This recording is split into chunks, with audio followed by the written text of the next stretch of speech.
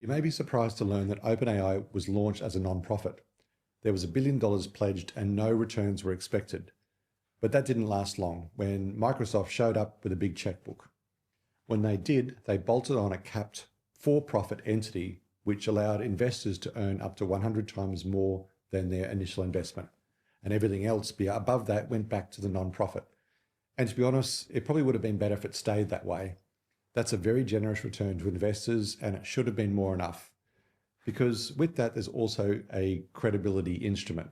It allowed them to say, hey, we're going to give our investors back a great return, but the rest goes back into the pot for the betterment of society. But no. The not-profit became a foundation holding about 26%, and Microsoft held about 27%, and employees and investors held the rest. Within the space of 6 years, no returns went to unlimited returns. And that's how vision gets tainted by greed.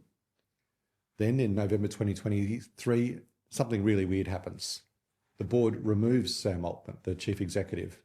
And that's what the board is there to do. The chief executive reports to the board, who have the fiduciary duty to act in the best interests of the shareholders. We really don't know the reasons, but there was clearly something fundamentally wrong with things inside. But that decision lasted about 72 hours and employees signed a letter threatening to walk. And then Microsoft offered to give Sam Altman a job. So the CEO was reinstated and the board was replaced. That is truly bizarre. And it tells us who was really pulling the strings.